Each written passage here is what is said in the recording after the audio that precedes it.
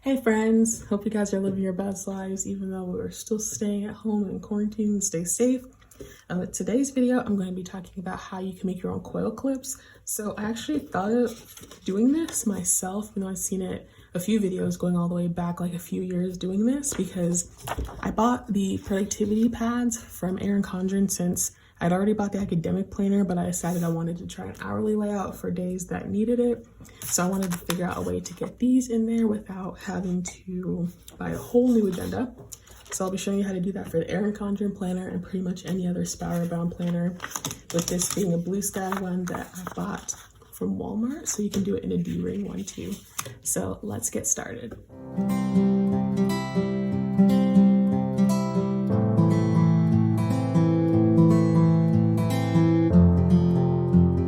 So to make your coil clips, you're going to need a hole punch, some file tabs, and I chose to get the Avery Ultra file tabs since these seem like they're thicker than some of the other ones I was seeing in stores.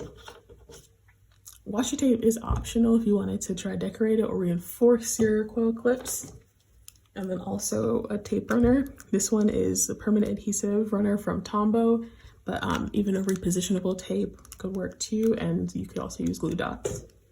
So what you're going to want to do first is go ahead and peel off the repositionable tab.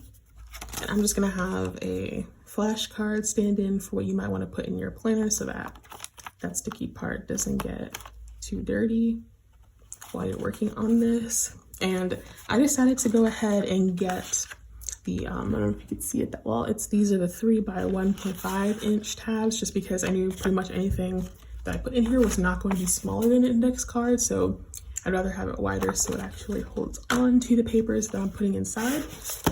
So I decided to just go ahead and use a cover. I felt like that was just going to make my life so much easier. And you want to make sure you line up that first like hole and slit with the edge of your tab, and go ahead and you can make a circle. And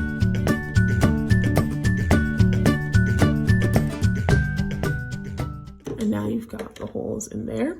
So next, you want to go ahead and take your 1/8 hole punch and try to line up this. There's a little piece in there that will actually be making the holes.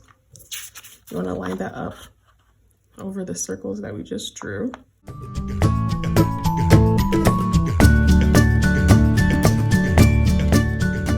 You notice like in their covers the hole is a little bit oblong. It's not like an exact circle, it's got some height to it, so you can go ahead and make a second hole. And when I say second hole, I don't mean like you want 2 complete circles right next to each other. You want this to pretty much look like the telophase stage of mitosis, where it's like 2 circles that are hugging each other super tightly.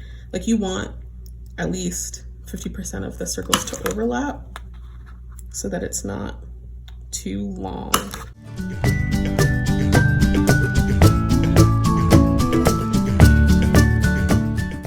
So you're gonna go ahead and take your scissors and you're gonna cut a slit. Oh no.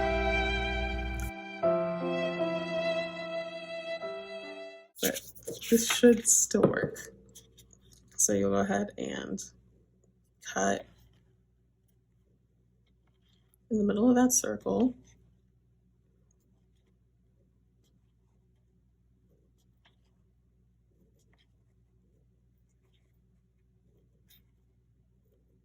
So go ahead and grab your planner, and then you can just use your pen. Punch it in like you would with any cover or dashboard, and see, this moves a lot more freely than it would if you just put the single hole in there, but it's not shaking too much. And that is your Erin Condren coil clip.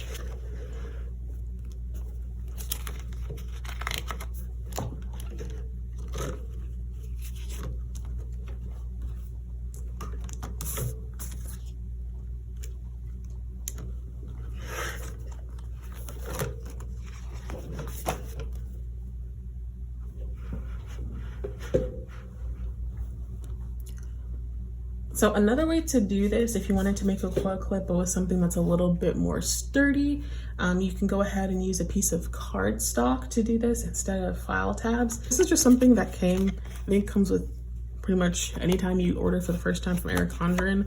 I realized I found it in my petite planner and I decided I could just go ahead and use this for something. I'm going to go ahead and use this cover.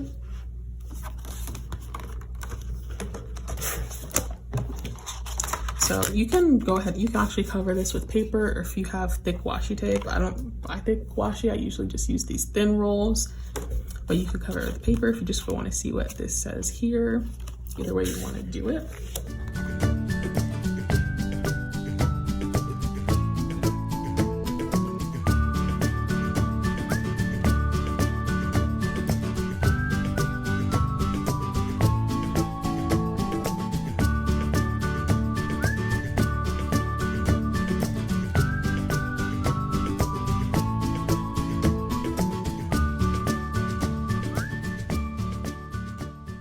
I wanted to go ahead and add these into my planner since some of the other ones I might not use as often, or I pretty much use it at the beginning of the year once I get all my syllabi together.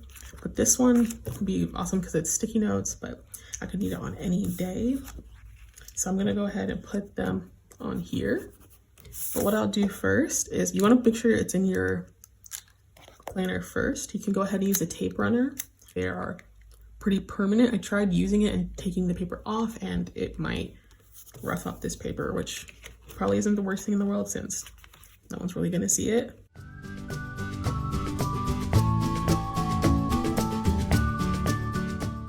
And you can pretty much do that with any kind of like sampler, because I know I've got a few samplers that I don't want to forget to use. So you can just have them there during the week and you can just grab what you need and go. And that is a coil clip made with cardstock. Let's go ahead and move to any kind of D-ring planner. You can actually use a coil or a file tab without using washi tape. I put washi tape on there just to kind of reinforce where I put the holes, since I felt like this was going to be a bigger hole that I was going to have to make. You can also do that with a thicker piece just to kind of decorate that tab area, or you could just do it with the plain tab. Line it up with the holes. Since this is a 3-inch one, I don't want to cut it any shorter. You're going to go ahead and line it up. So right in the middle here, you want to go ahead and make, straight a line as you can, just to give yourself space to make those holes, because you don't want your hole to be too close to the end of the tab, because you might end up with too much of the tab in the middle of the rings, and that will kind of trip up your page turning. So we went ahead and did that. We get our hole punch, and I'll go closer to the top because we want it to match with the end. So if you can see, the binding is right up here, and then this is about the same width of paper that's inside the rings. So we'll go ahead and make that first hole. You want that hole, your holes to be a little slightly to the left of that line, because we're doing those telophase circles again, since these rings are a little bit wider than you would in a regular coil binder or coil planner like with Erin Condren.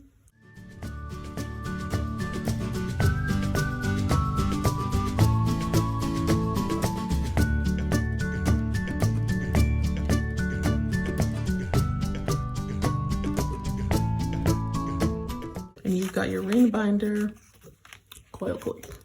I did do this with an 1/8 inch hole punch. You could do this with a 1/4 inch hole punch. And if you do use a hole punch that is a 1/4 inch wide, then you wouldn't have to make these double holes that I made in this one, since it would already be wide enough, and you could just go ahead in the center of your line where you made your dot and just go ahead and punch, and you wouldn't need to make these 2 holes like this. But this is awesome so that if you don't want to run out and buy a new hole punch every time you want to do a coil clip, if you've got a multiple planer system going on, this will definitely work for you. So if you've enjoyed this video and you've learned something new, you can go ahead and give it a thumbs up on your way to commenting below how you're going to start using your new homemade coil clips, and go ahead and subscribe to this channel so that you get a notification next time I post my next planner hack. Any other materials I used in this video, like my hole punch and tape runner, I'll go ahead and link those in the description below so you can go ahead and find those if you still need to grab yourself one. And thanks for watching, and I'll see you next time.